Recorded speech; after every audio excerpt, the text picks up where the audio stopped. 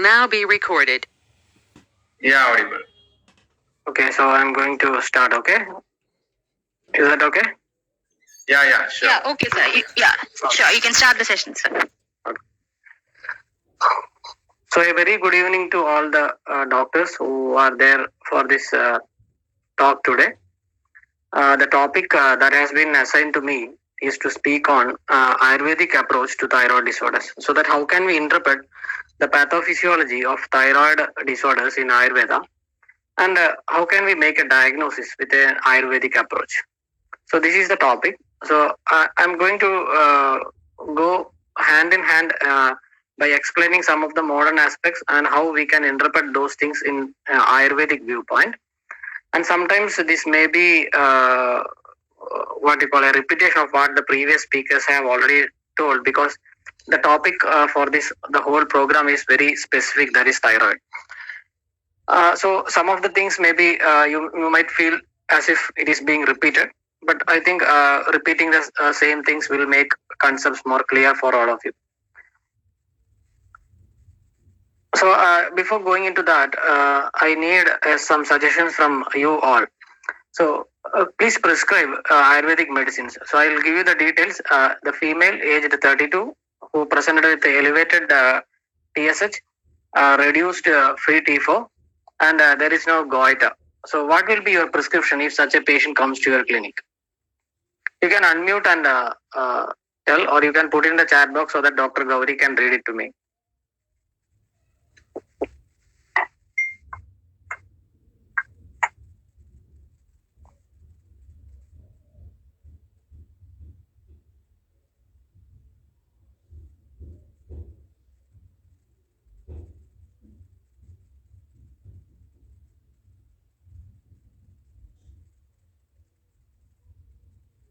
Hello. I need suggestions from the participants. Okay, in modern thyroxine, okay. But I need someone from Ayurveda to tell me what will be their prescription.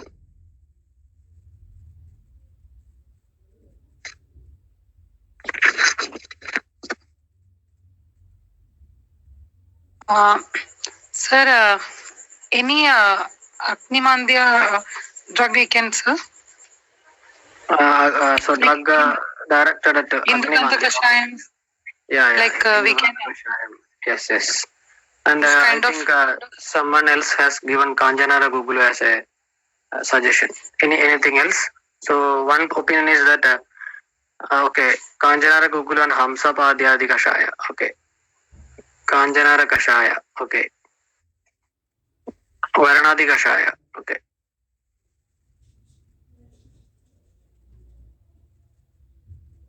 Okay, I think I will go to the next patient. So this is another patient, male aged 45. Again, the patient has goiter. He is obese. Again, high TSH and low free T4. So what will be the prescription in this patient? Sir, in this case, we can address as a Medo Roga, sir.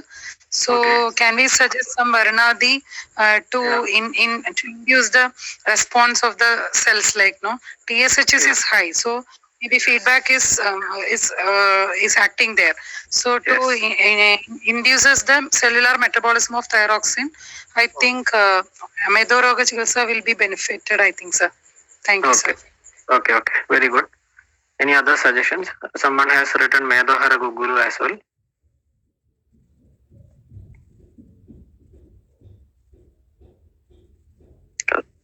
Navaka Gugulu, Varanadi Kashaya, Kanjanara Gugulu. Okay.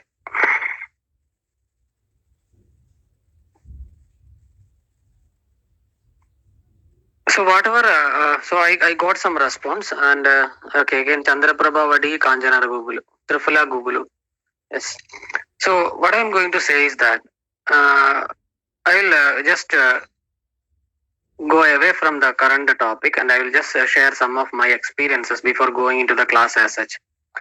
See, immediately after completing the PG, actually during the PG time, we became very well versed in all the modern things, modern pathology, microbiology, all those stuff. So especially since we are doing Rogadadana PG, we were doing extensively on the clinical examination part, laboratory investigations, and modern pathophysiology, histopathology, and all those stuff. And after completing that, when we came into practice, so see, there are 2 or 3 ways in which people are practicing Ayurveda. One is they study Ayurveda, they study modern, and both of them they don't study properly. So there is something like a half-cooked cake. So this is what happens to most of the students that come out of our colleges now. In the same way, I was also a half-cooked cake when I came outside, even after the PG. Then what happened? We started practicing like this, just like you told, raised TSH is equal to Hamsabadhyadi Kashaya and Kanjana Ragugulu. So such an approach will give you a result only in some 30% of the patients. So this is what we have to keep in mind, because the pharmacology of Ayurveda is totally different from the pharmacology of modern medicine. In case of modern medicine, the pharmacology goes in line of the particular histopathology and a drug that can are specific to different targets with regards to the chemicals that are used, and there are particular drug delivery systems, and they act in that what you call micro level. But as far as Ayurveda is concerned, the whole process and idea of Ayurveda has been elaborated based on the functional concepts of dosha, and even the drug also has been designed based on the actions on the dosha. So unless you don't assess in an Ayurvedic way, a Shuddha Ayurveda Chikitsa is not at all possible. This is what I understood from the last 15 years of my personal practice. So what happened is we started giving medicines like this. A particular modern diagnosis is equal to a particular Ayurvedic medicine. For example, raised uric acid is equal to Manjishtadi Kashaya or Kogilaksha Kashaya, or a skin disease is equal to Arogya Vardhini and Gandhaka Rasayana, or psoriasis is equal to Mahamanjishtadi Kashaya. This is not at all pure Ayurveda, and this is wrong actually, as far as my experience goes. I know there are so many doctors who practice, and they practice successfully in that way, and they may be able to vindicate their what you call action. But personally, if you ask me, that is not Shuddha Ayurveda, because Shuddha Ayurveda always relies upon a multifactorial assessment of the patient, and then only we can prescribe the medicine. I will give you so many cases as examples when we go through this class. So this is why I want to change. So how many people are attending this class now? 40. So around 38 doctors are attending now this. So I just want you to give another viewpoint. I am not claiming that whatever I am telling is final and I am perfect. I am also in my learning process. But just I am giving you another viewpoint of how we can approach the patient. And finally, at the end of the session, you all decide whether what I am saying is correct or if I have to be corrected. So this you can also give suggestion at the last. So based on this feedback, I am going forward with the class. So these are the contents of my class. So initially I am going to speak about the pathophysiology of the thyroid disorders, clinical assessment of thyroid disorders, the Ayurvedic way, and some case discussion. So if you ask me to tell all thyroid disorders within 1.5 hours, that is not at all possible, because there are a lot of thyroid disorders, right from congenital hypothyroidism or dysgenesis to all the other acquired causes of hypothyroidism, hyperthyroidism, then malignancies, a lot of things. But just I am going to concentrate on the 2 important things or phenomena, that is hypothyroidism and hyperthyroidism, irrespective of the causes that are leading to that. Because in Ayurveda, usually the patients come with symptoms, and we rely on symptoms to diagnose and treat the diseases. We don't need any what you call lab parameters to treat. For example, raised TSH is equal to Hamsabadhyadi Kashaya. That is not the way that we go about the practice. So basically, I will concentrate on hypo and hyperthyroidism and how we can assess these in our practice. Just to brush up what you have already gone through in the previous sessions, the physiological, an overview of the physiology. So we know that the hypothalamus, it secretes the thyrotropin releasing hormone or TRH. This TRH in turn, it stimulates the anterior pituitary to release the TSH or the thyroid stimulating hormone. This thyroid stimulating hormone has actions on various body tissues, not only thyroid, that we have to keep in mind. Again, this TSH, it is released into the blood and binds to the TSHR receptors, and then Further, it stimulates the thyroid to release the three forms of iodothyronins. There are three forms of iodothyronins, that is thyroxine or the T4, triiodothyronin or T3, and the reverse T3 or RT3. In that, the thyroxine is an inactive form and it acts as a pro-hormone for T3, so that the T3 is being produced from the T4. So T4 is converted into the active form, that is T3. Then this T3 actually imparts the action of the thyroid hormones. And then there is another inactive form that is called as reverse T3 or RT3. This is also an inactive form. And the functions of the thyroid hormone has functions in multiple systems of the body, as you all know. So that discussing that itself will need some hours. So that I am not going into detail about that. But just to highlight what all things are going on in the influence of the thyroid hormone. So basically, it acts on the basal metabolic rate. It again enhances the oxygen uptake, and also it is responsible for thermogenesis in our body. And depending upon the metabolic status, it can either induce lipolysis or lipid synthesis. So that depends upon the need in the body. So depending upon the need, it can either stimulate lipolysis or it can either stimulate lipid synthesis. It can also stimulate the metabolism of carbohydrates, anabolism of proteins, and even in high doses, it can induce catabolism of proteins. And it has some permissive effects on catecholamines, especially in case of cardiac activity, etc. This is very important. And in case of central nervous system, especially in the prenatal period, it has an effect on the maturation of the brain. And in adults, it can always affect the mood, because we know there can be depressive mood in case of hypo, and there can be a slightly irritable mood in case of hyperthyroidism. So that is why in adults it can affect the mood.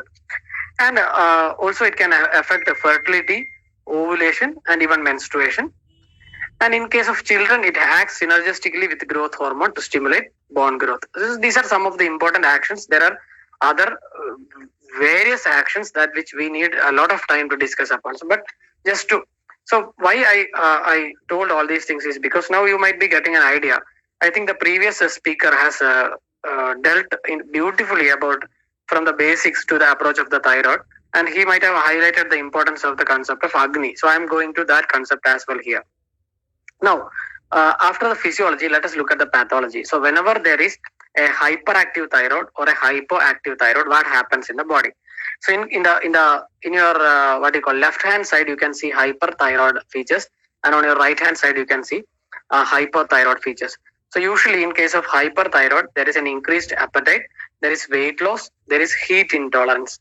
But just like the opposite, if you go through all the textbooks, there is a Weber's thyroid index, where typically all these clinical features are arranged on a what you call both side of the table, and somewhat they look opposite. So that heat intolerance in case of hyperthyroid, cold intolerance in case of hypothyroid, like that.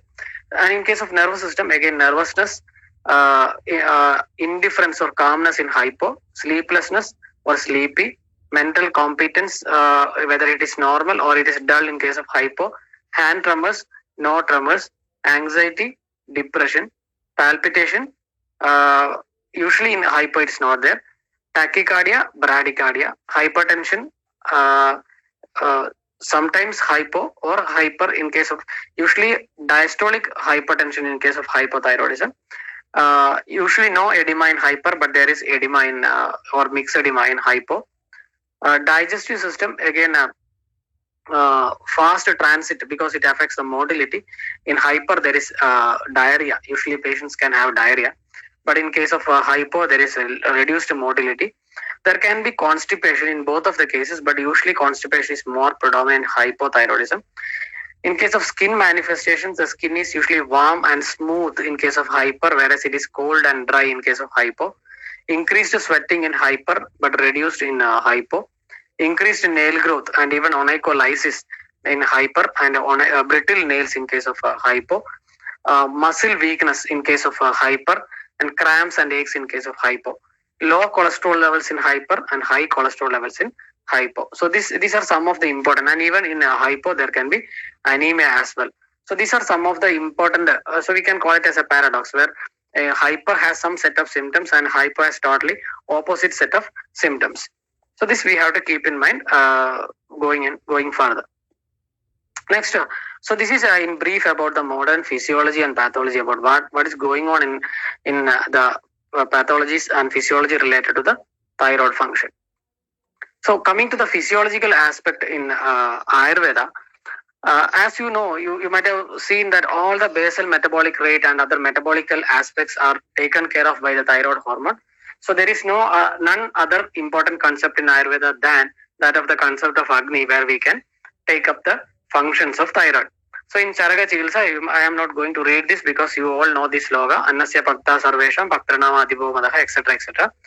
And the third line is very, very important. Tasmat tam vidivat yuktir annapanendaner hidaihi palayet prayadastasya sthido hi ayur balastiti. This is very important because the managing the Agni is very important, not only in thyroid but in every other disease, because the concept of Nija disease in Ayurveda solely depends upon the concept of Agni.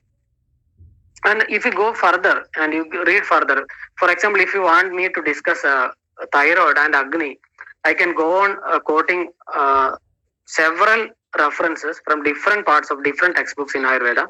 So I'm not going into detail about that because that is not my primary motto today. But this sloga is very important. This is from Ashtanga Hridaya Sutrasthana.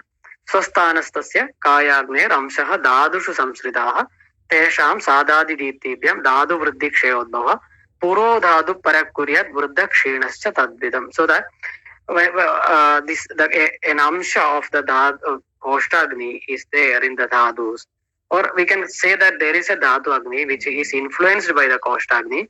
And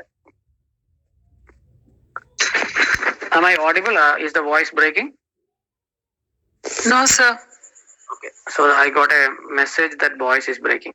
Okay, so Swastanasya Kayagner Amshaha Dadushu Samsridaha Tesham Sadadi Deeptibhyam Dhadu Vriddhi Kshayadva. This is where we were discussing. So here there is a one subtle concept that we have to remember. Always the dhadu which is nourishing the next subsequent dhadu, the agnis of both these things are important for normal functioning.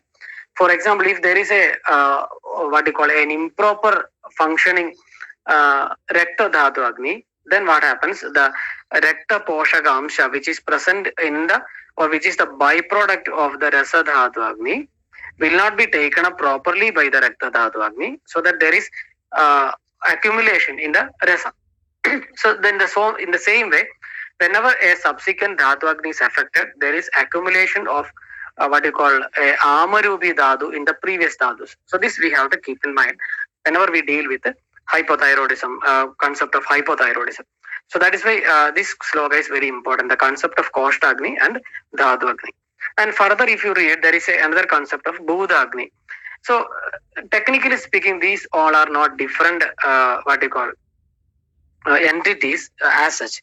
But for the sake of speaking, if you want to go more subtle, then we have to speak about all these things. But there is no medicine that is specifically meant for Bhuda Agni.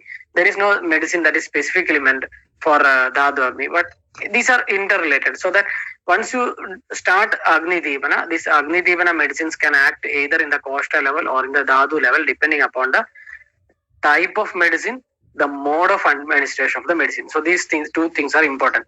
So whether the medicines that you will give will act on the Koshta Agni or it act on the Dhatu Agni, that depends upon two things. One is the type of the medicine that you are using, and the second thing is the mode of administration. So this decides in which level the medicine is going to act. But still this concept of Bhuda Agni is very important. So Bhauma, Apya, Agneya, Vayavyaha, Panjoshmana Sanabhasa, Panjahara Gunan Swan Parthivadin Pajandihi. So this you have studied in physiology. I am not going to detail about this. But here he says that Tatra Jadara Agnihi Sarvaneva Ahara Rasa Mala Vibhagan Pajadi Bhaudikastu Agneha Swan Gunan Janendi.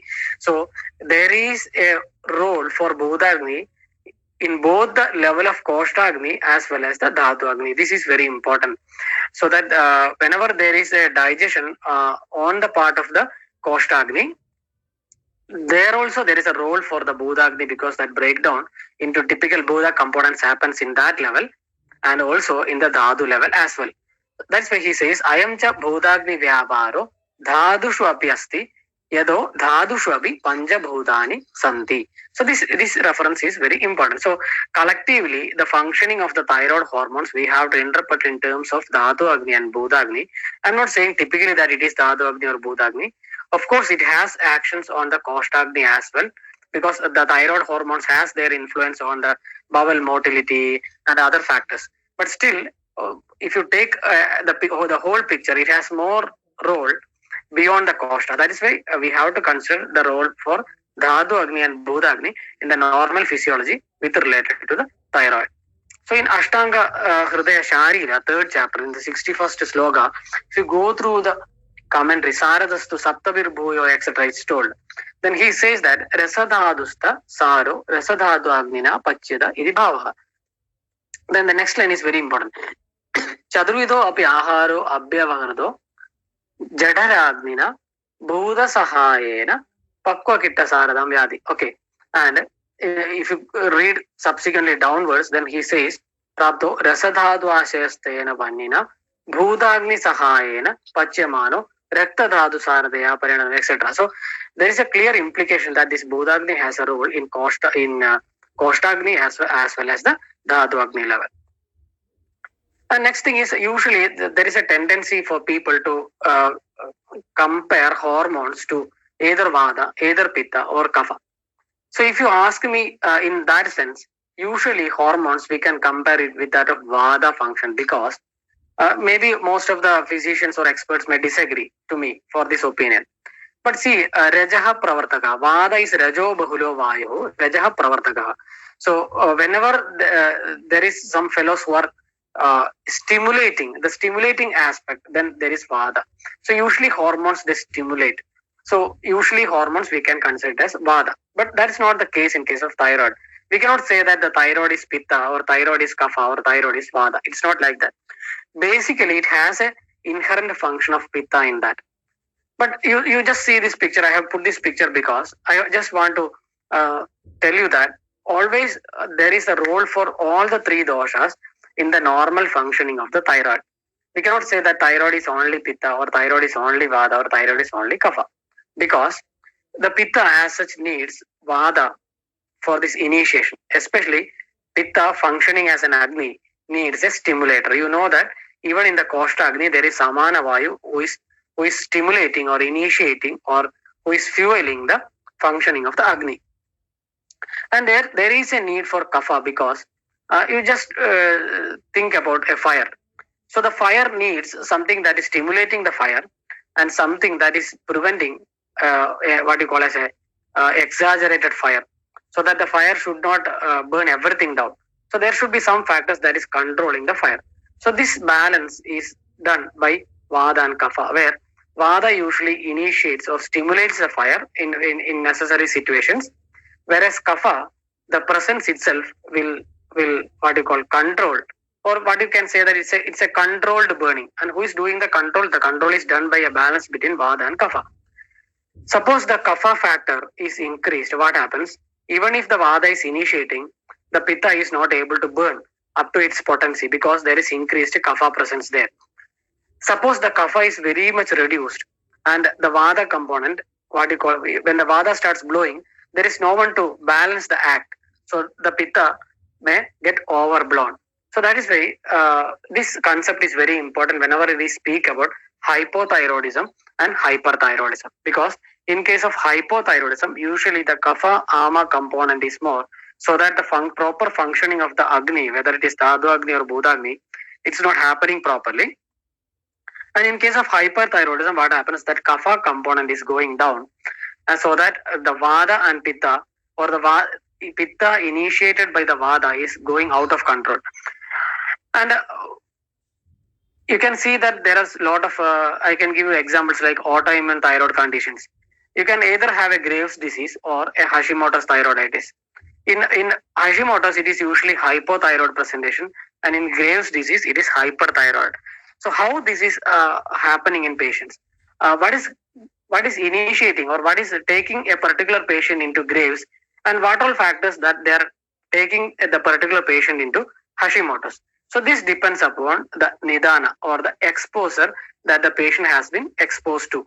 So this is where the important lies in our Nidana assessment. So whenever we start treating the patient, we cannot say just like Hashimoto's is equal to Hamsapadyadi Kashaya. It's not like that. What we have to do is that we have to assess the Nidana, we have to assess the Prakriti of the individual. There are a lot of factors. What is the Kala? There are a lot of factors that we have to look into before deciding the treatment. So I just want to give you a hint or idea that please don't consider that the thyroid function is totally Pitta or totally Vata. And I am not claiming that whatever I am telling is concrete ideas. These are only suggestions. But if you go through the whole functioning and abnormality, then we can come to understand that it's the all three doshas have equal role in the thyroid function, but with a what you call a somewhat predominance to the Pitta dosha. So next, let us go into the Nidanas of the thyroid conditions. So what are the causative factors that leads to thyroid diseases in the present era? So I think yesterday the previous speaker has extensively dealt with the concept of Grahani dosha, Pandu, etc. So I am also starting from Grahani because the whole concept of Agni and Dhatu Poshana Krama, etc. elaborately dealt with in the Grahani Chikilsa in Charaga Chikilsa 15th chapter. So he says, Yohi Bhungte Vidim Tektva Grahani Dosha Jangata. So you might be thinking that these are theoretical exercises. It's not like that. I am going to give you examples of patients that we have treated so that you will be more convinced regarding why we are implicating all these things in the Nidanas. So in the Grahani, that Nidana of Agni Dushti is very important in the current era. Abhojanat, Ajirnadi Bhojanat, Vishamashanat, Asatme Guru Shidadi, etc. You know the sloga. I'm not going into detail about that.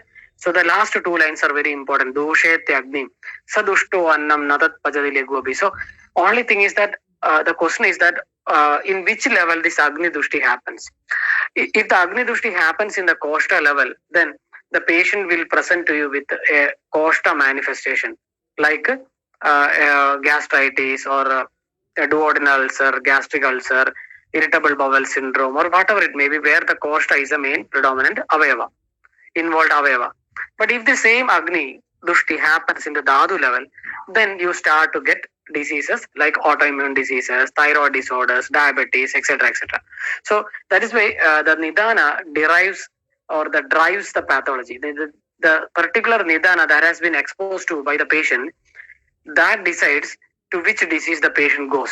So that is why this line is very important. Sadushto annam nadat pajadile gobi, avachyamanam shuktatvam yatyannam visharupadam. That visharupadam is very, very important. Again, if you ask me one chapter where the thyroid pathology starts, then it is Trivida Kukshiya. Because all the Ashta Ahara Vidhi Visheshayadanas are explained by Charaga in this chapter. And most of the thyroid disorders that we get now, that happens due to improper observance of this Ashta Ahara Vidhi Visheshayadanas. So I think none of us are following these properly. Even I am not following. The next question is then why only some individuals are getting that? So that depends upon the degree of exposure. How much degree of exposure? What prakriti the patient has? What are the genetics of that patient? What are the environmental conditions? How is his mind? So all these factors together lead a patient to a particular disease. We all may be violating the rules of Ashtahara Visheshayadanas, but only some of them are getting the disease. And those are decided by the other modifying Nidanas. So here he says, Nachakalu Kevalam Adimatrameva Ahara Rashim Ama Pradoshagaram Ichandi. Abitu, Guru, Ruksha, Shita, Shushka, etc. etc. he says. So I am not going to read that in detail. Again, these are very important. Kama, Krodha, Lobha, Moha, Ersha, etc. etc. Because if you go through the current concepts, current studies that are directed in the thyroid pathologies, you can see that a lot of emphasis has been done for stress, anxiety, and other disorders as a causative factor for autoimmune thyroid conditions. So this concept is very important. So again, the definition for Ama Pradosha is told as Amasya Abakwa Aharasya Pradosha Ama Pradosha Amameva Pradushedidi Atra Karma Kartrutve Ach Dushtam etc. etc. is told. So Ama Pakvam Sad Dushta Dosha Sambarkat Shariram Dushedi Idi. So that is again very important. So whenever there is Ama Dosha or Anna Visha as told in the chapter of Grahani Chikitsa. This Annavisha, when it gets accumulated in particular places, this goes into producing disorders. And another concept is Viruddhahara. So if you take the concept of Viruddha in Charaka Sutra 26, you can see that a lot of disorders have been told. Shandhyandya Visarpada Godaranam, etc. etc. Murcha, Madadmana, Galagrahanam, Panduamayasya, Amavishasya Jaiva. So there are a lot of multi-system involvement as a result of Viruddhahara. So again, most of the current diet patterns, they are similar to the concept of Viruddha that has been explained in our textbook. Next is another concept of Gramyahara. If you go through the references of Rasayana Chikitsa in Charaka as well as Ashtanga Sangraha, there is this term of Gramyahara. So most of the current diet pattern, they conform to the concept of Gramyahara. That is why Ajara says, even in normal individuals, why we need to go for the Rasayana therapies? Why? Because most of us undergo Gramyahara. So what are Gramyaharas? He again gives a lot of examples for Gramyahara, like Amla, Lavana, Kadu, Kshara, Shushka, Shaga, Shushka Mamsa, Tila, Palala, Pishtana, a lot of the things like Idli, Dosha, etc. that we are eating now, they are nothing but Pishtanas. So when we follow these diets for a long pattern, for a long period of time, then obviously they are bound to cause some other diseases. What diseases that are decided by the genetic predisposition like Prakriti or other modifying factors like the environment in which the patient is living, the psychological factors, etc. etc. Or there can be other triggering factors like other diseases. And here he says about a lot of changes that can happen in the body, like Ado Nimittam, he Shidili Bhavanti Mamsani, Vimuchyande Sandeha, Vidahyande Raktam, Vishyandade Chanalpam Medha. So that a lot of these things, if you take point by point, we can discuss most of the thyroid disorders, metabolic syndromes, dyslipidemias, hypertensions. Most of the current lifestyle disorders can be explained based on the concept of Gramyahara. So that is why we have to keep in mind all these things.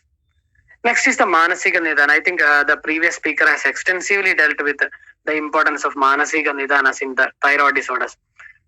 We get a lot of references. I have just mentioned 2 or 3 because we get a lot of patients nowadays.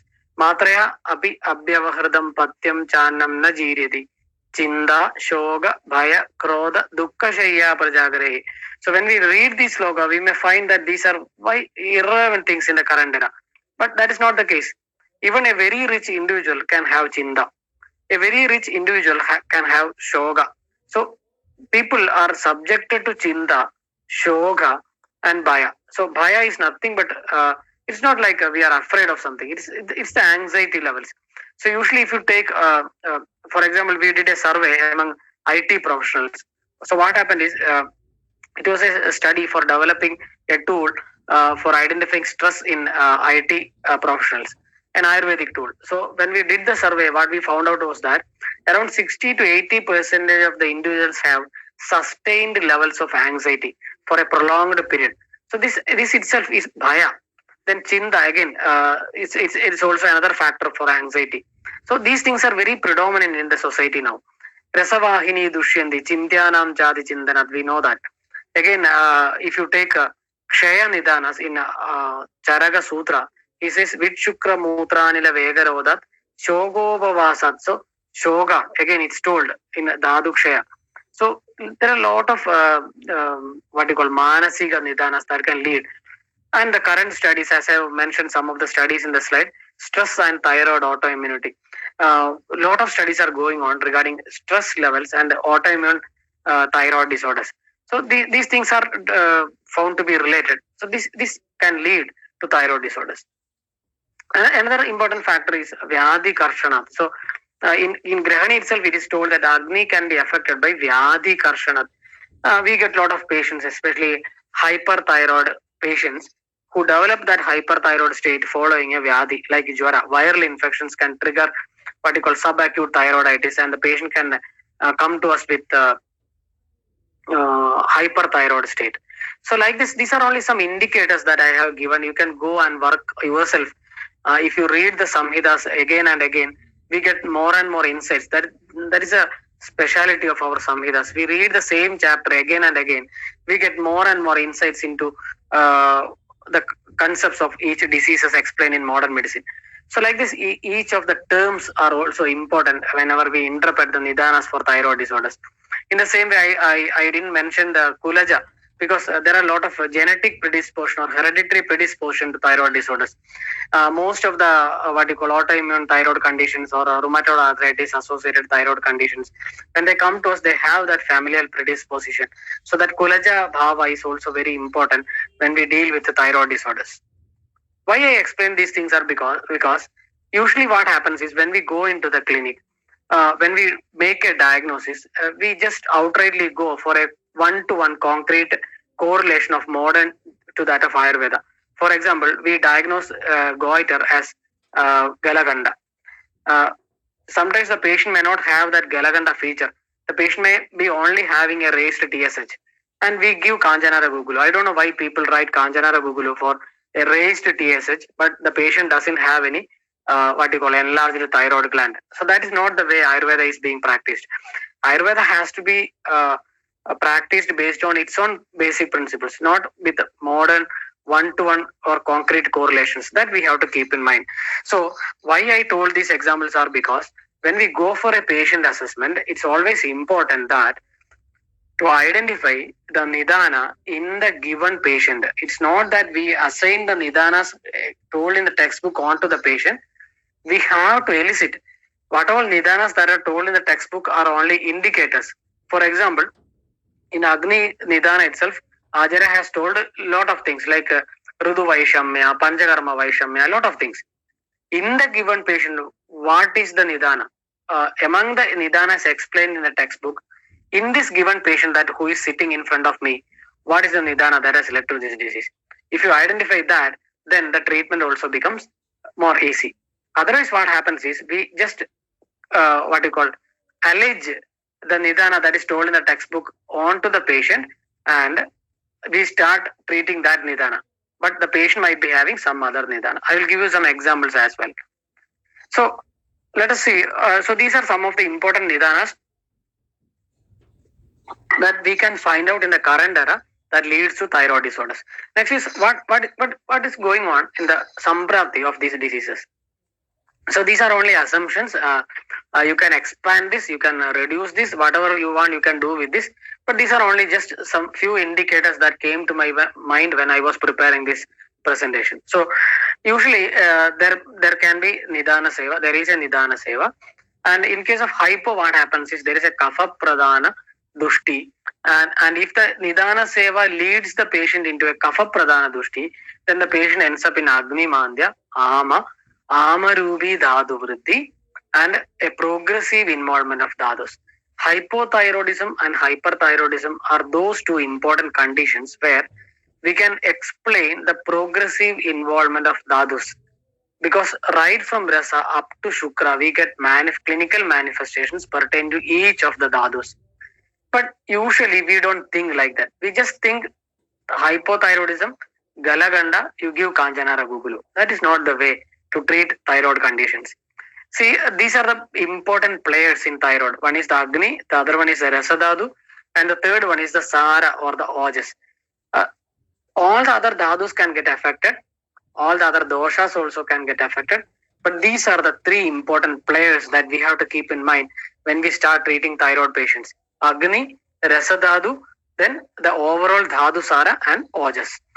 So with these three in mind, let us see what happens. So if the Nidana Seva is predominantly towards the Kapha side or Ama formation side, then what happens is there is Kapha Pradhana Dushti, Agni Mandya, Amarubi Dhadu Vriddhi, and there is progressive involvement of the Dhadus. So subsequently Rasa, Rekta, Mamsa, Meda, Asti, Majja, and Shukra. So depending upon the extent of the involvement of the Dhadus, the clinical manifestation may vary. That I am going to explain later on. So if the Rasadhadu is only involved in the patient may just come with a lethargy, a weakness, a laziness, etc. etc.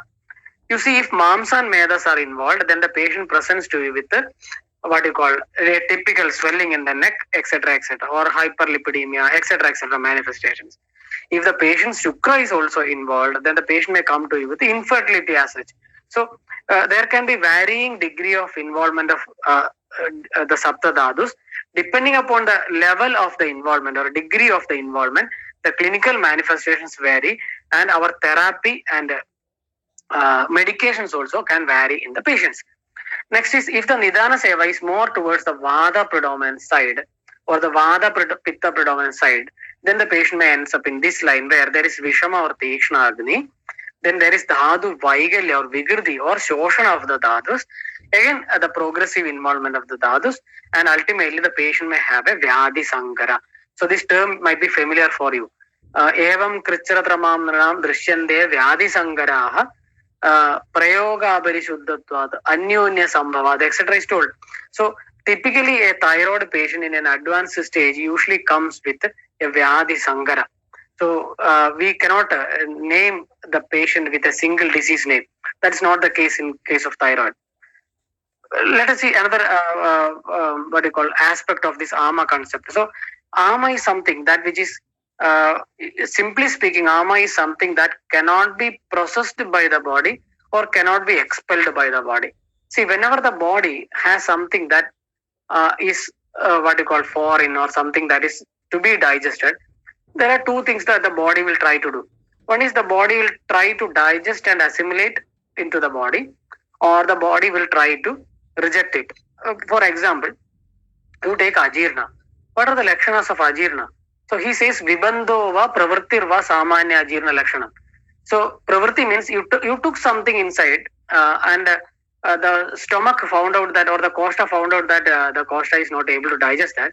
Then the patient starts vomiting or diarrhea. Sometimes what happens, the body will try so that it gets stagnated there for a prolonged time, like alasaga, etc., where the body is not putting it out, the body is trying to process that. And sometimes if that processing is not possible completely, then there is partial digestion and it gets assimilated. In the same way, ama can be considered as pradhamam dosha dushti, malasanjaya. There are a lot of explanations. But this concept of koshta, ama and autoimmunity, this concept is being reinvigorated in the current era, especially because of the studies that are directed against the gut. Because now you know that most of our theories are being validated by modern researchers in the terms of gut dysbiosis or gut bacteria. So that the role of gut microbiota in different disorders are being studied upon in the current era. For example, link of gut microbiota to diabetes, gut microbiota to depression, gut microbiota to thyroid disorders, gut microbiota to diabetes. So a lot of studies are being linked to gut microbiota. And that is why the concept of Agni, Ama, and the Vyadis that are happening secondarily to the ama formation in the costa is very important, and we have to relook into our gut approach, because we say kayasya antaragni chikitsa kaya chikitsa, but when we come to prescribing, what we do is we write Varanadi Kashaya or we write Kanjanara Gukulu, irrespective of whether the patient has Agni to digest that or not, we don't know. So that is why this concept is very important. And another thing is that whatever ama that we are speaking in terms of autoimmunity is not the gross ama which produces a sudden vomiting or diarrhea or jwara. This ama, this forms on a prolonged time period, so that it's a subtle level ama that is getting accumulated. So for taking out that ama, we need prolonged treatment strategies, multiple shodhana protocols, and even rasayana protocols as well. It is not something that we can cure with some one or two medicines. So this concept of ama, this happens in a subtle level, and it's not something that is happening on a gross level. But what I put this is because there are a lot of studies that substantiates our koshta ama concept. So microbiota and thyroid interaction, microbiota and autoimmunity, and their role in autoimmune thyroid disorders. A lot of studies are being reported in the current era. So that is regarding some of the pathology. So I just highlighted the two ways in which the Nidana Seva can take. So the direction in which the patient goes is decided by the exposure, the type of exposure the patient is exposed to. So in the two ways the patient can end up in the disease. and the role of ama and koshta and autoimmunity. Next is domains of manifestation. So how all these thyroid anomalies can manifest in a given patient. So again we go back to the Charaga Nijaroga concept where he says Tasya lingam ajirnasya vishtamba sadanam dada. So these some of these lakshanas are pertain to koshta. You just let us forget that, and you read further downwards. Then he says Janedi amla pittamscha pittajamscha varangada. Then he says vada roga when it is associated with vada, etc., etc. And the last line, this is very important. Rasadivischa samsrishtam kuryat rogan rasadijan. So some scholars they say hypothyroidism is panduroga. So if you ask me whether that is correct, then I have to say that that is correct. But if you say that that is fully correct, then I will say that that is not fully correct, because hypothyroidism is not only Panduroga, because Panduroga is something, a disease which is identified by Varna. Pandutvena Ubalakshido Roga Panduroga. Then what is Pandutva? Pandustu Pida Bhagardaha Kedagi Duli Sannibaha. So Pandu is something which is explained by Acharya has a slight yellowish tinge with white color. So yellowish white or whitish yellow, something you can call. Just like Kedagi Duli Sanniba. So whenever you have to label a patient as Panduroga, then you need that particular symptom or sign, not symptom, it's a sign, that is Pandutva. That is why Pandutvena Ubalakshido Roga, Panduroga. So some doctors they say hypothyroidism is Panduroga, and when I give medicines for Panduroga, the patient responds. So there are two aspects. They are partially correct, because the patient, when the hypothyroid pathology or the ama formation happens in the Rasadadu, then the patient can have presentation similar to that of Panduroga, except that Pandu Varna. So most of the medicines that are explained by Acharyas in the Pandu Chikitsa are directed against correcting the ama in the koshta and the rasa level, rasa or rekta level. So if you give medicines that are acting in Panduroga to hypothyroid patients, definitely they will respond, because they are meant to act in the rasa level. But that doesn't mean the patient has Panduroga. You can label the patient as Panduroga only when the patient has Pandutva. And we know that there are many patients with hypothyroid or hyperthyroid, they comes with Pandutva as a predominant symptom. In such case, you can call it as Panduroga and you can treat. Otherwise, personally, if you ask me, being a Roganidhana man, I will say that it is better not to put a name that it is Panduroga. That is wrong, because that is misleading. Because the patient after this Pandu stage, he may end up in thyroid swelling. So he may be having Galaganda. He may end up in mixed edema, so that he may have Shofa. Then he may also end up in infertility, that is Vandyatva. So we cannot say that it is only Panduroga. It's a big spectrum. Thyroid disorders can present to you in different disease spectrums explained in Ayurveda. So that is why don't call it, don't try to name it. You can take concepts from Grahani, Pandu, Gulma, etc. to treat the patient. But putting that name is wrong. Again, coming back to this slogan. So Rasadibhischa Samsrishtam Kuryat Roga and Rasadijan. So this when the ama is with Rasadi Dhadus, then it typically causes diseases pertaining to that particular Dhadus. So Rasadijan ityatra ye Rasadijaha aruchyadeha ukta te bhavanti iti jnayam. That is told by Chakrapani. In case of hyperthyroid, the domains of manifestation depends upon whether the Agni has been modulated in the form of Vishama or Tikshna form. So that is why this sloga is very important. From again Charaka Chikitsa. There he says, Avaishammena dhadunam Agni Viruddho Yadetana Sameir Doshe Samo Madhye Dehasya Ushma Agni Samstitaha Pajatyannam Tadarogya Pushti etc. etc. is told. Then Dosher Mando Adiviruddhova Vishamer Janayed Gadan. So he says in the commentary, Avaishammena dhadunamidi dhadusamena kriyamanayam agni viruddho yadeda edena dosha vaishammena pittodrega rupena ya agni viruddhi atyagni rupaha tam nishede. So he says dosha vaishammena pittodregena atyagni.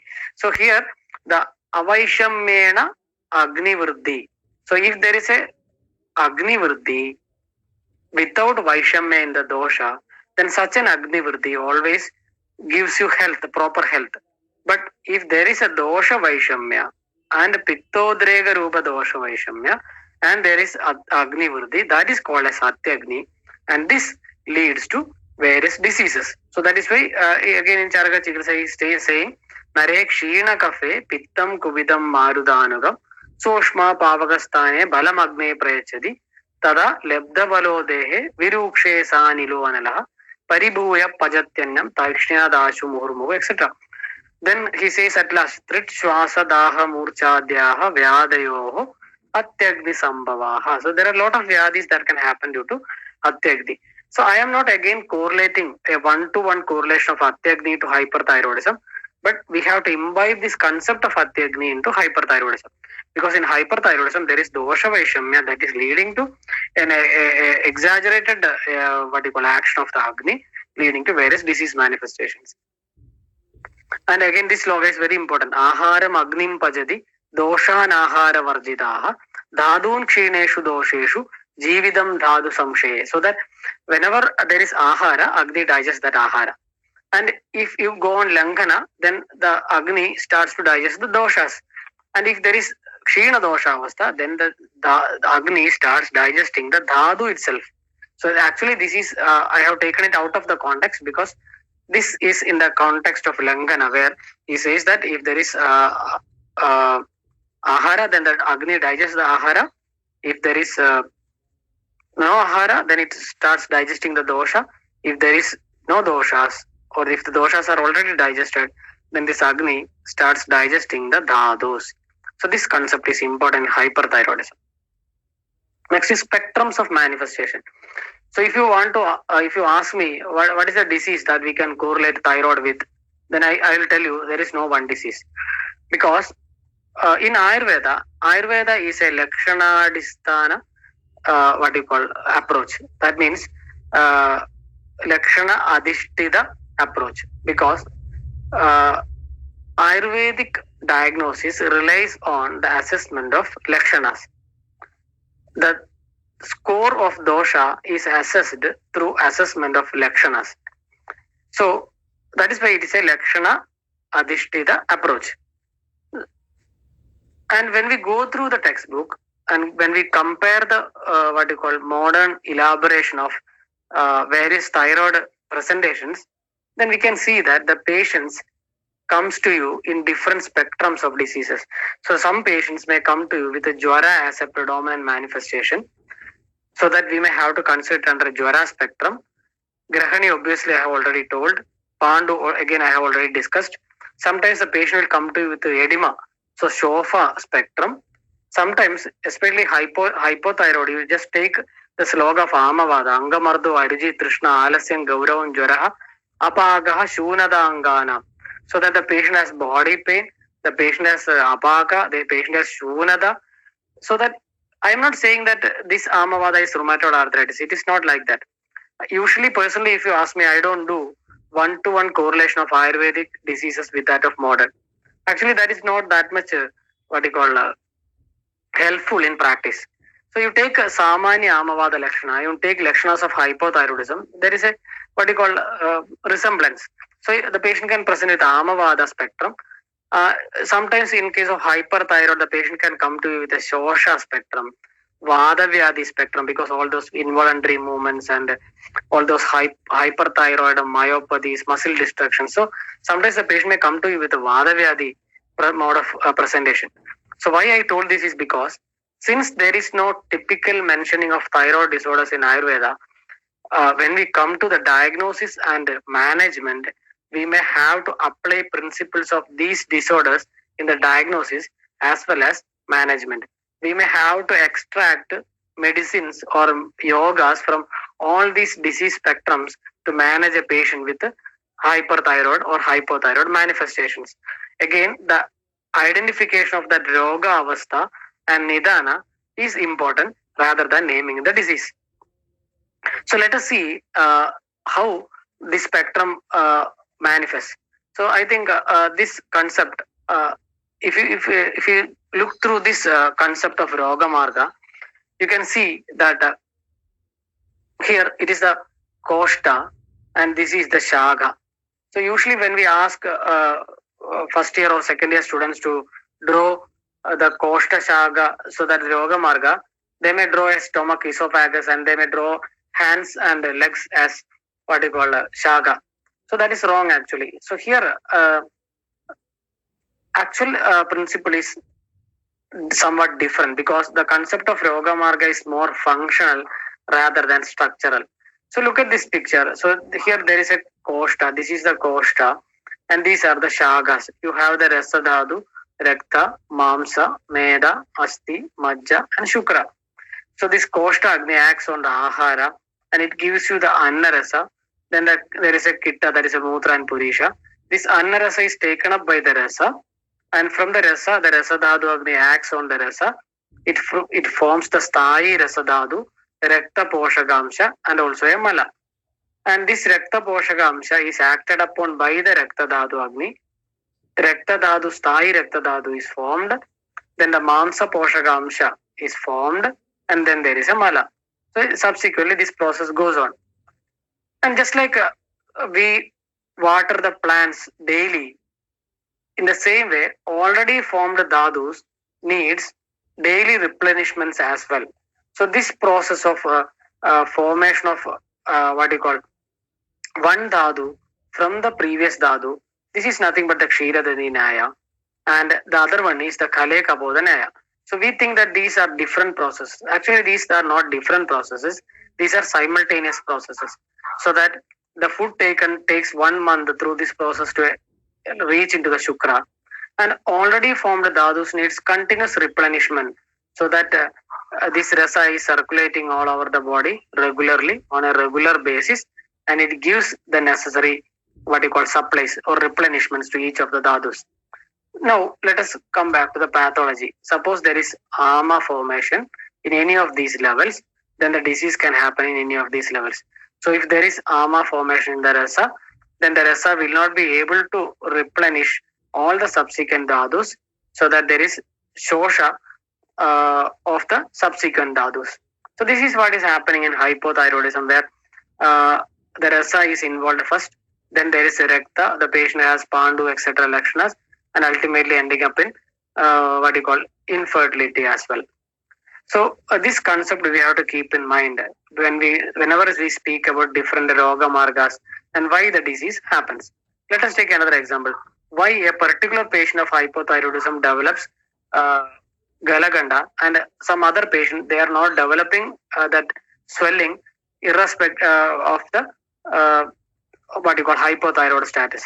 So we get some hypothyroid patients with neck swelling and some hypothyroid patient without neck swelling. So why that happens is because that in that given patient, that patient might have had a typical Mamsa Medo Dushti Nidana along with the Agni Dushaga Nidanas. So that there is Gavaiguna in that, so that directly the patient develops that. So this concept we have to keep in mind. That is why it is always very important to identify the Nidana in the given patient. Then only we can decide whether we have to go with Indugandha Kashaya or we have to go with the Varanadi Kashaya. If the patient typically has a Medo Dushti Nidana, then we may have to think about Varanadi Kashaya. But if the patient doesn't have that, and if the patient doesn't have any Medo Vriddhi Lakshanas, if the patient only has what you call Vada, Kapha, Ama Lakshanas, then you can go for Indugandha Kashaya. So that is a difference. So this Nidana assessment has to be done in a particular patient rather than what you call alleging the Nidanas into the patient. So there is another confusion that may come across in our mind. So there is Dhadu Dushti and Dhadu Gadavastha. This also we have to think when we think about thyroid pathologies. Why? Because suppose the Rasa Dhadu is only involved and all the other Dhadus are not involved, then what happens is the other Dhadus, there will be Dushti but there is no Gadavastha. Why Dushti happen? Because the Rasa is not able to replenish these Dhadus. But suppose if the patient's pathology has gone deep and there is a Medogada Avastha, then it is very difficult to treat. You might have seen that in practice. It is very difficult to reduce that thyroid swelling. sometimes the TSH etc. may come to normal, but that thyroid swelling might not have come to normal. Why? Because that disease process went into the Gadavastha. But in other cases, in the other case where the swelling has not happened, there only the involvement of the dhatu has happened, but the Gadavastha has not appeared. So how we can understand that? Let us take an example of water tap. So here there is a water tap, and this water tap is the source of the water, and the water is being poured into the chamber. Now, this is the normal physiology. So let us see, if I take some mud and I mix that in the what you call chamber, in the beaker, then you see the source is pure, the pure water is coming, but the chamber, it is mixed with the mud. So this is dhatu involvement.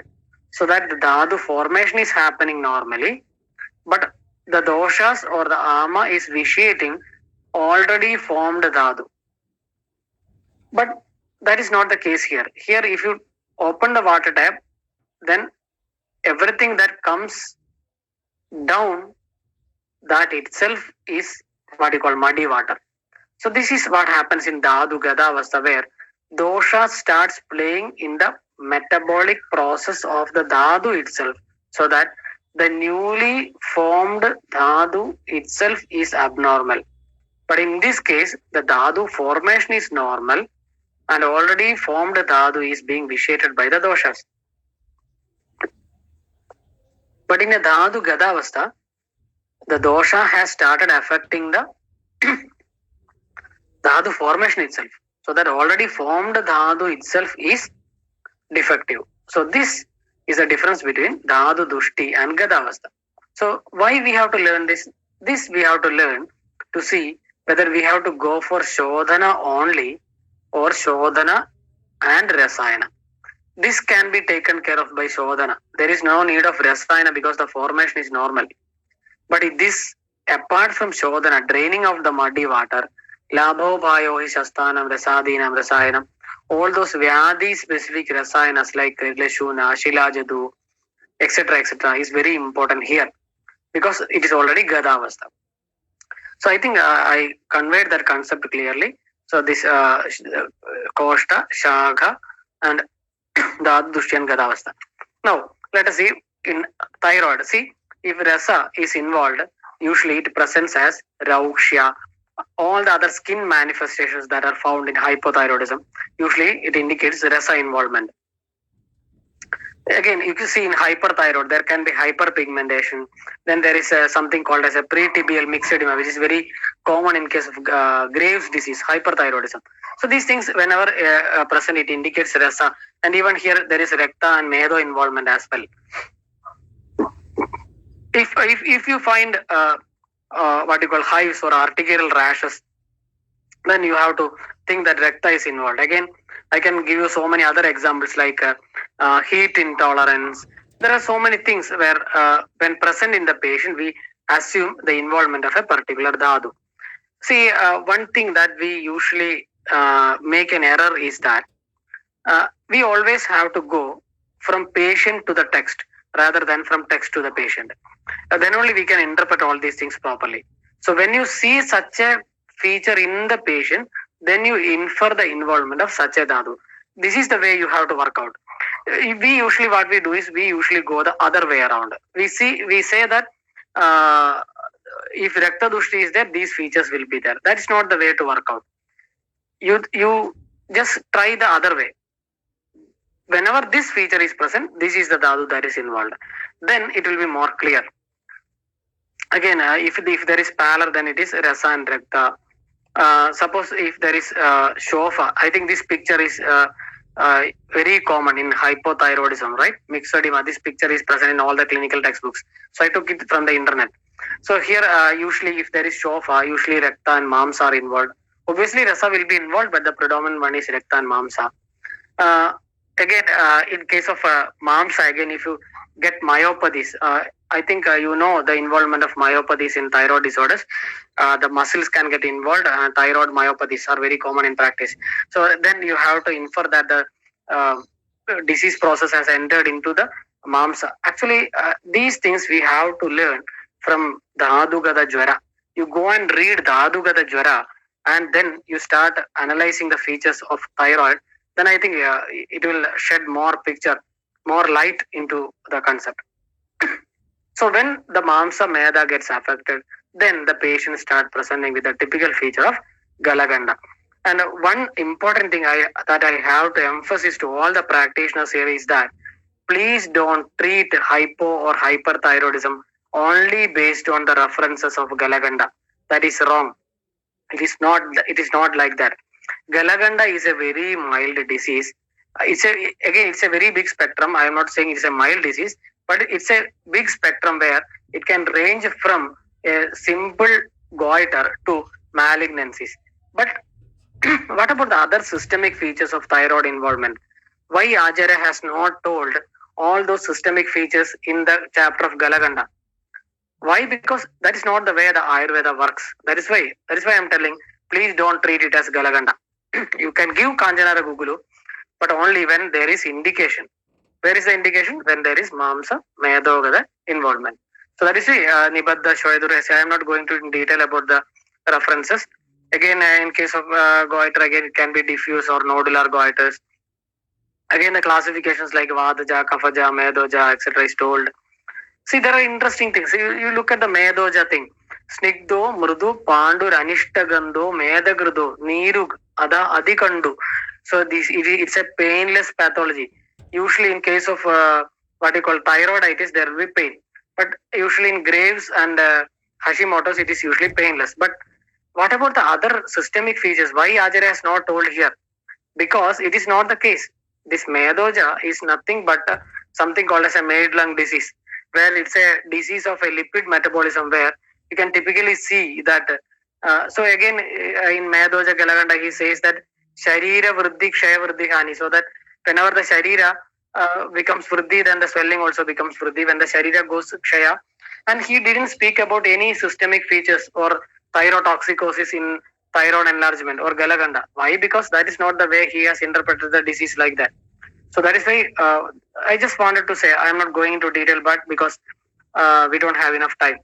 You see here, the typically that what you call Alabu, Vatalpa, Mulo, etc. This is typically a maid lung disease, and it's not. It has nothing to do with thyroid. But it's not the case about the Vadaja and Kafaja. Obviously, Vadaja and Kafaja can be considered as thyroid swellings, but you just go and see what about the systemic features. Okay, then in Sadhya Sadhyata, you see, if you take Sadhya Sadhyata, it typically indicates a hyperthyroid state. Krichrad Uchcho Sandam, so that because the thyroid swelling is compressing onto the respiratory tract. Mrudu Sarva Gatram, usually this moist, soft, velvety skin is found in case of hyperthyroidism. So Mrudu Sarva Gatram. Then Samvatsaradidam, which is beyond 1 year. Arojagartam. Then Kshinam, Binnaswaram, Vivarjit, such patients you should not take for treatment. So here he gives a hint about the systemic involvement, but not in case of Medoja, etc. So not all Galagandas, or I am saying not all thyroid disorders are Galaganda. Galaganda is only one among the different disease spectrums where the thyroid disease can manifest and present to you in the clinic. So that is regarding the Mamsa and Meda. So whenever the Mamsa and Meda is involved in the thyroid pathology, then the patient starts presenting to you with a show of edema, then this neck swelling, etc., etc. And when the disease process enters into Asti, then presentations like osteoporosis, then in Majja again joint pain, Shukra infertility, like that goes on. And there is a protracted pathogenesis because not all thyroid conditions are very acute or very fast in its pathogenesis. And for that, we have our reference like Vilambade Kadajididi, Kadajit Vyadigarane, Vilambam Kurvandi. Why? Because this is a slow forming ama. Because of the subtle nidanas, because of the chronic nidanas, this is a slow forming ama. So that the disease pathology also, it's a very slow in process, and the pathogenesis is a protracted one so that it can run on years. That is why ye dosha alpatvena abalavandaste hetuandarena samirida sandakupyandi tada ta eva na adesha ityanuguna deshe. So that sometimes this pathology may be going on, but when an anuguna desha, the environment change, then the patient will present to you with the disease. When the climate has changed, the patient may present to you. When there is other triggering factors like other vyadis, then the patient may present with a feature. So that is why this we have to keep in mind that this is a deep-seated process and it's a prolonged process. So with this, I think I gave you some idea regarding what are the physiologies, modern physiology, and how we can interpret in terms of the Agni. What are the pathologies, pathological concepts, how we can interpret the thyroid pathologies based on our Ayurvedic understanding. Next is the diagnostic approach. I will finish within some 20 minutes. Diagnostic approach. So now you might have answer for this question mark, whether we can diagnose it with a single term like Galaganda, or whether we can treat a raised TSH with Hamsapadhyadyan only Kanjanara Gugulu. So that is not possible. Again, treatment is not given to me as a topic, so I am not going into detail about treatment. I think you have subsequent sessions for treatment, but I will give you some treatment hints because always this diagnosis is interconnected with the treatment. Why we do the diagnosis? Because we have to what you call substantiate the treatment arm with a proper diagnosis. So that is why, or the diagnosis should be substantiated with a proper treatment arm. That is why I will go on telling some treatment aspects as well, but I am not going to give you a big list of what are the medicines that I am using in my practice because I don't have enough time for that. So it's not a single diagnosis. That is obviously clear now. Then naming the disease, why we go and run about naming the disease? That is not needed actually, especially in a multi-system environment like thyroid. That is not possible. So that is why Susudha says, Anuktamabi doshanam linger vyadi ubhajaret. So that Anuktamabi vyadinam dosher linger ubhajaret. That is why Charaka says Vigaranama Agushalo. I think all are familiar with this sloga, but this sloga is not important. The next line is very important. Sa eva kubido dosha samuttana visheshadaha sthanandarascha sthanandara gadascheva janenti amayan bahun. So what we have to do? Tasmat vigara prakriti adhishtanandaranicha samuttana visheshamsha. So only these three things we have to take care of whenever we go for diagnosing or clinically assessing a patient. You identify the vigara prakriti, you identify the adhishtana, you identify the samuttana. So vigara prakriti is nothing but what is the onset, what are the manifestations, what are the pratyatma lakshanas, what are the involved doshas. These are vigara prakriti. Adhishtana, obviously I have already told, Sharira Desha, as well as in which dhadu this disease process is seated. Samuttana is nothing but nidana. So that is why vigara prakriti, how it has to be assessed. Parikshatvasya vigara prakritescha, etc., etc. He says dosha vishesha, dushya vishesha, avastha vishesha. So again, we have to identify the dosha vishesha, dushya vishesha, and avastha vishesha. Why this is important, I will explain the later slides. See, whenever we diagnose, we always try to identify the root cause. Vriddhi sthana kshayavastam roganam upalakshet susukshmamavicha prajno dehagni balachedasam. So you identify which doshas are vriddha, which doshas are in kshinavastha. Then what is the bala of deha, what is the bala of agni, what is the manobala, what is the vyadhi avastha, etc., etc. So mainly we go for identifying the dosha gadi, whether there is any avarana or asya gadi. What about the agni? What is the dushya involved? So these are the therapeutic indicators. So whenever you do a diagnosis, these therapeutic indicators are very important. Identifying these therapeutic indicators. I think you all know all these things, so I am not going into detail about these things.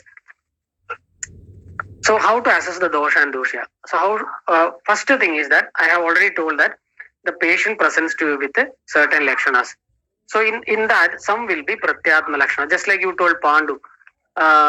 So someone says a hypothyroid is Pandu. So we have already had a discussion on that. So if the patient presents to you with the Pandutva as a predominant lakshana, then you diagnose it as Pandu, no problem. But if the patient has all the lakshanas of Pandu, but there is no Pandutva, you can treat the patient in the lines of Pandu, but please don't call it as Pandu because the patient has not reached, or the patient doesn't have that pratyatma lakshana of Pandu. So the pratyatma lakshana is nothing but a most severe symptom, or the most persistent symptom, or the most chronic symptom, or a widely distributed symptom, or a symptom of diagnostic importance. For example, in Gridrasi, the typical gait itself is a symptom of diagnostic importance. In Kroshtuga Shirsha, that typical appearance itself is a diagnostic. So like that, we can identify the Pratyatma Lakshana. Next, you assess the dosha lakshanas. How to assess? First thing that you have to do is you list out all the manifestations in the patient and try to score it with typical doshas, so that you identify which is the initiating dosha, you identify which is the modifying dosha. So for this, we can look at the nidana, or you can look at the main lakshanas, or you can look at the timing of the day. For example, the patient says that the difficulties are more in the afternoon time, or if the difficulties are more in the morning time, or you can also apply upashaya anupashaya. So like that, there are a lot of what you call methodology in which you can identify the dosha. And also you can apply the concept of nanatmaja vikaras, because if the patient has lakshanas explained in the nanatmaja vikaras, then you can also add on to that what you call the particular dosha list. So you make a list and you try to assign the doshas for each of the symptoms, then you will get a score. So you can quantify the doshas based on the number of the lakshanas, or you can also do with the percentage of the lakshanas. So how many percentage of the lakshanas each dosha has. And again, you have to consider whether there is any avarana pathology that is going on, whether there is any samsargaja lakshanas, and also taratama bheda and amshamsha bala vikalpa. For example, if the patient has kapha pitta predominant features, then the medicine will vary. If the patient has pitta kapha features, in the yogas itself it is told. For example, if you take padola kadruhanyadi, it is told pitta kapha. But in case of guluchyadi, it is kapha pitta. So like that, even in identifying the taratama is important in identifying medications. So that is why that is very important. And amshamsha kalpana is again important. If the ruksha amsha has caused the vada prakopa, then we will go with the snigdha prayogas. If the shida amsha has caused the vada prakopa, then we will go with the ushna medicines. So like that, these things are, even though theoretically it is easy, but when you start analyzing that in the patient, it will become easier for managing the case. So in case of hyperthyroidism and hypothyroidism, I have made a list with which you can use in the practice. Anyway, I am going to hand over this presentation to the coordinator, so they may give you the PDF file. So I think these are only my suggestions. You can make necessary corrections. I may be wrong in some of the assignments, but I have tried to assign each of the lakshanas to particular doshas. So this will help you to identify which are the predominant manifestation in the given patient. So in case of vada, hypo, usually fatigue, loss of energy, lethargy, dry skin, hair loss, muscle pain. I'm not going to read everything, but just an indicator. So all these lakshanas, when present, you have to think that vada is there. In case of hyper, again, nervousness, weight loss, dyspnea, fatigue, palpitation, tachycardia, weakness, etc. This indicates vada involvement. Next, in case of hypo, if there is a blurred vision, jaundice, pallor, brittle straw-like hair, loss of hair, then there is pitta involvement. In case of hyper, heat intolerance, increased sweating. So this is what I am telling. See, I have read some articles saying that in hypothyroidism, there is vada kapha vriddhi and pitta kshaya. I think that is a general statement, because there are patients who present with a pitta predominant feature even with hypothyroidism. Then our medicine changes. In such a case, we cannot write Indugandham Kashayam or Varanadi Kashayam. I will give you an example, a patient's example that I am going to quote in the last case discussion. So we please don't generalize the things like that, because the patient's prakriti, the ritu in which the patient is presenting to you, other modifying factors like diet can give you some unexpected dosha lakshanas. So if you see that always hypothyroidism is vada kapha, that is wrong. You analyze in the given patient whether the patient has any pitta features. Then you start going with the treatment. Again, prakriti is important. The patient typically has vada kapha manifestations, but the patient's prakriti is pitta.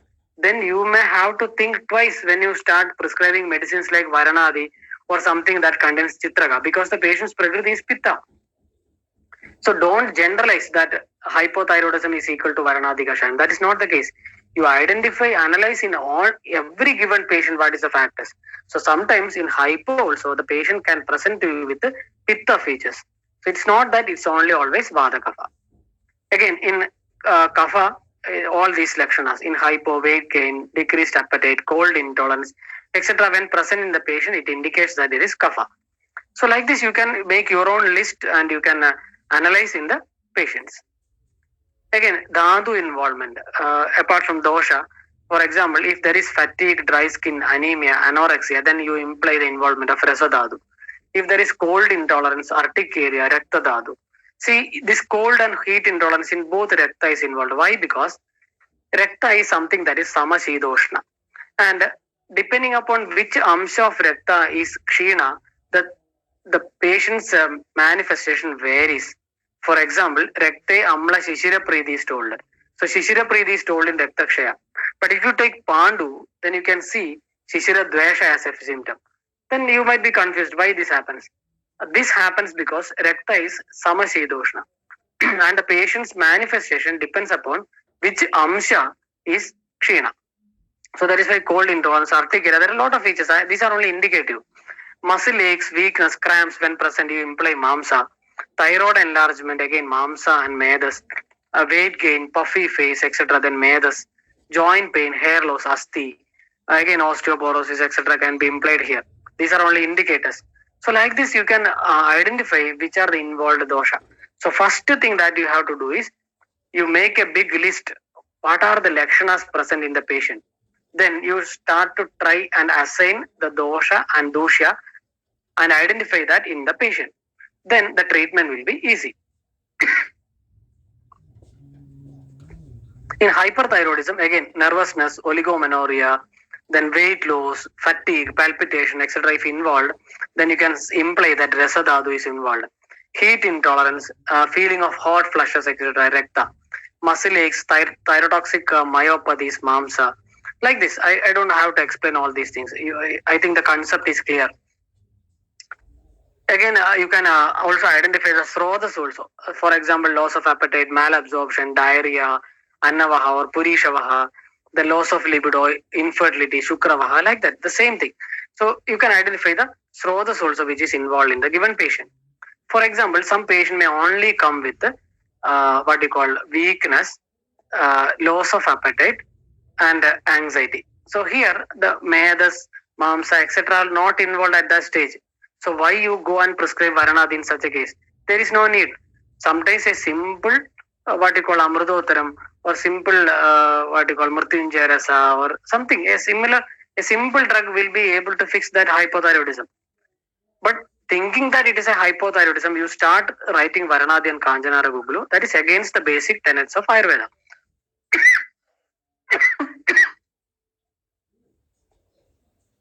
So that is why you identify what are the involved dosha and dosha, then you start prescribing the medicines. Then sometimes there can be involvement of manas and ojas as well. Because when all the dhadus are involved, or even if rasa is severely impaired, ojas can get affected. And we know the relation between manas and rasa dhatu, manas, hridaya, rasa dhatu we know. So there can be manasada, indriya vaishamyas, abnormal functioning of the indriyas, like hallucinations, etc. can happen in thyroid pathologies. Then krodha prajurada, irritabilities, and even mada and murcha. For example, there is a condition known as myxedema coma, where the patient typically presents with murcha or a loss of consciousness. So that is why I told you, thyroid is a very big spectrum. It can present to you as an ajirna, as a grahani dosha, as a pandu, as a shofa, as a Vadavyadi, as an Amavada. It can present in various disease spectrums. So the basic rule in managing is you think in the line of Grahani, Jwara, and all the other subsequent whatever Pandu, Shosha, etc. things.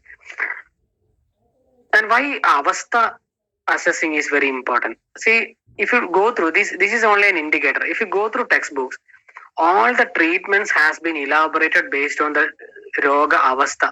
For example, you see Stevanam Slaishmige Ruksham Deepanam Tikta Samyudam. See, he starts saying Kriyam cha Avastigim Srunu Sagrid Ruksham Sagrid Snigdam Krishe Bahu Kafe Hidam Parikshamam Sharirasya Deepanam Sneha Samyudam Deepanam Bahupittasya Tiktam Madura Samyudam Bahuvadasya tu Sneha Lavana Amlayudam Hidam.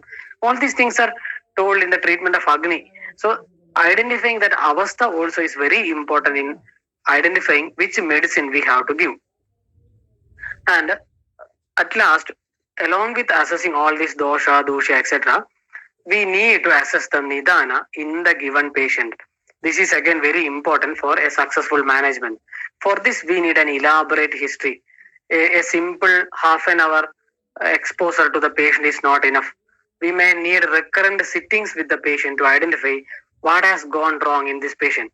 So we have to assess the long-term dietary preferences, work and other habits, environmental factors, family details, other illnesses and medications, and we can even use a timeline method which I am going to explain later on. And the concept of herd nidana also has to be applied, and also some nidanas we may have to infer as well. It's not that in every patient we may be able to elicit a nidana. In such case we may have to infer based on the predominant dosha and dusha. So this is such a diet chart you can prepare, and you can ask the patient to fill it up. For example, frequently used dietary items for breakfast, lunch, evening, and dinner. So you ask the patient, you write down the predominantly used thing for the last 10 to 15 years. Like that, you ask the patient. Then he will give you a list of the items. From this, you can make out a pattern. Also, you have to ask questions like whether he takes the food at regular timings. Because I told you that the onset of all these thyroid pathologies usually lies in Trivida Gukshya. That is why this is very important. Regular timings, skipping of meals, overeating, etc., will be there in the patient. And also you ask the patient to write a daily routine chart. When does he wake up? When does he goes to sleep? Whether he has sound sleep? What about the bowel? Whether there is any Vega Rodha? So all these things are very important. What about the exercise habits, yoga, etc., whether the patient is doing?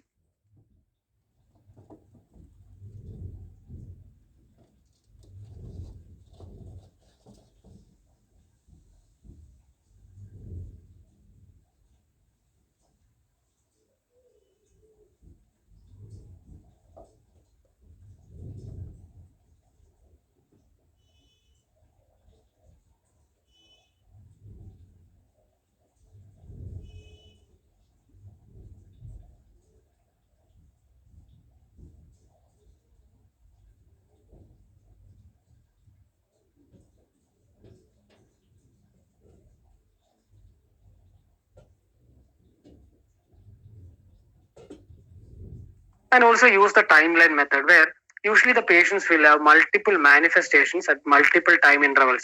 So you draw a long timeline and you mark the events that has happened in the patient in different timelines. Then you will come to know, or you will be able to identify what is the underlying dosha dosha pattern that is going on in this patient. For example, this is a 34-year-old female patient. I think I have explained this in 2 or 3 presentations before. So someone of you who have heard my class will be familiar with this slide.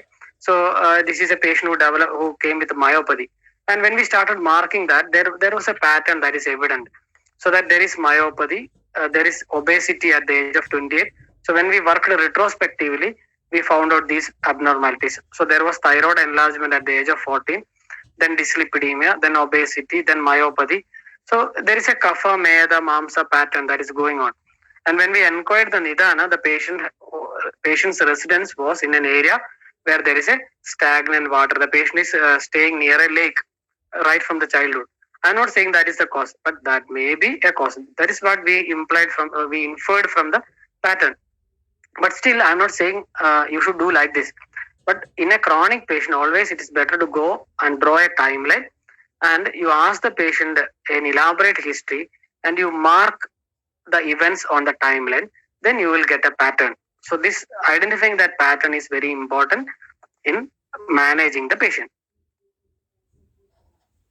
And also don't forget these things. Grahani dosha I have already told, because most of the patients who come with all these pathologies will have some sort of Grahani dosha. I am not saying Grahani roga.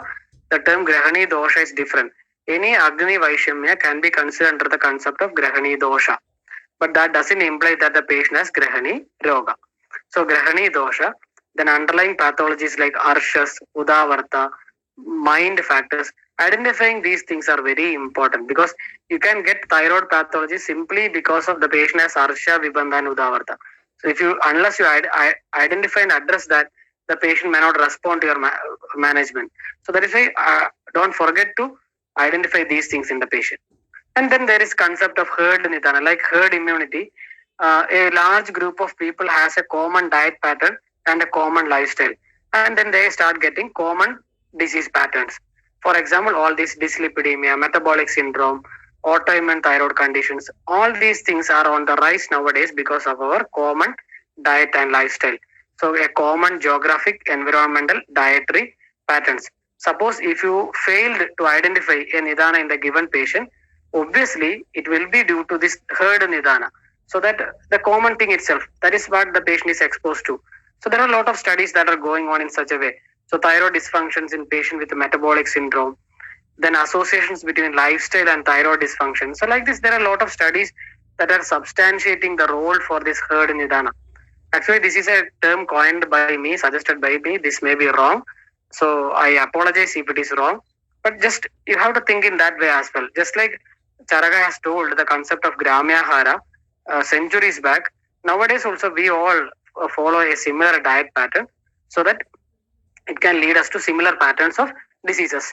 So basically this can be Sandarpana or Avadarpana. So this also we have to keep in mind.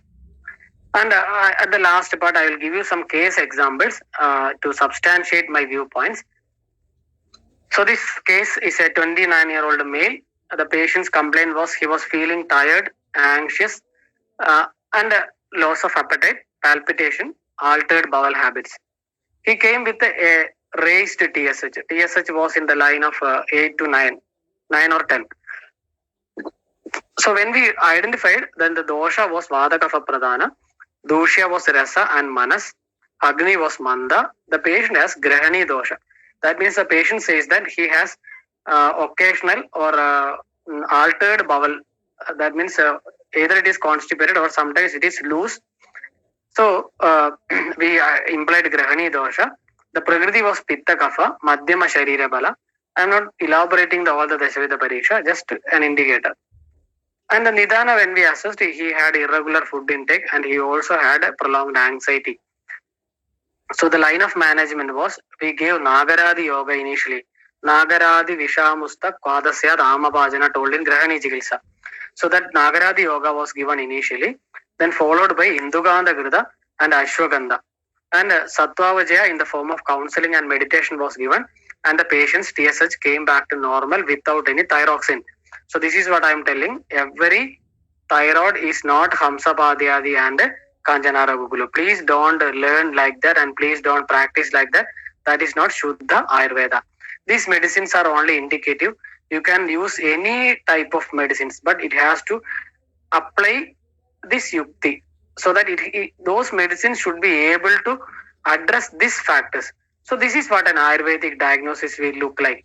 An Ayurvedic diagnosis will never look like Galaganda or Jwara, one term, Pandu. It's not like that. If you write an Ayurvedic diagnosis is nothing but identifying the therapeutic indicators in the form of dosha, dushya, agni, prakriti, etc., etc. So whenever you write on the top of the prescription, patient's prescription, usually I teach my students to write like that, so that they will write all those indicators, so that whenever we have to identify or address that particular pathogenesis, then we have to identify and write it down. What are the indicators in this given patient? Then only you can address that. The case 2. This is a 36-year-old female with a multiple joint pain, swelling and redness, loss of appetite, recurrent fever and thyroid enlargement. I think you might be very familiar with this RA and hypothyroidism, because most